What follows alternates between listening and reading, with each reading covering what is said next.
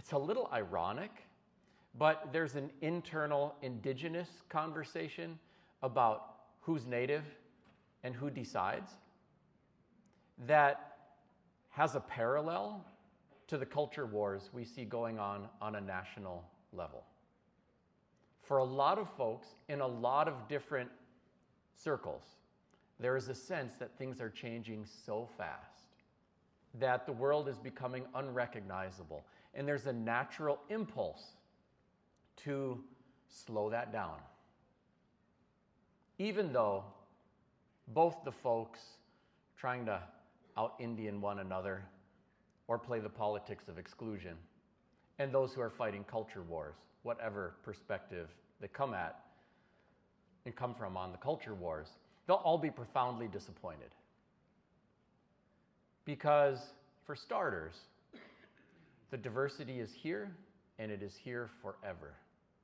We're only a couple decades away from the British population being majority people of color. In Britain, 30% of the German population is born somewhere other than Germany. And although we look out the door, and even my own children are being told by their employers to bring a passport to work because they are brown, and it will be a risk if they don't have a couple forms of identification just to go to work, even though they've been here since before America was a country and ever since its inception. All of that stuff is real, but at the same time, the majority of the documented kids in the United States are people of color. The diversity is here forever, and that's okay. It's not a zero-sum game where somebody doing a little better is going to take something from someone else.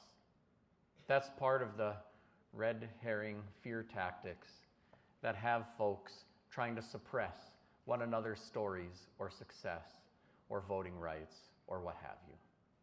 And there's a lot to think about with regard to how we navigate this political climate and this cultural climate so we can actually deliver education for all.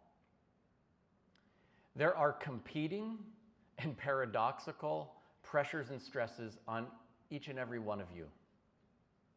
Obviously, the federal government has been busy banning Indigenous Peoples Day because it's only going to be Columbus Day, purging information on Navajo code talkers from military databases and websites, trying to take the stories of one group and say that it is the story of us all.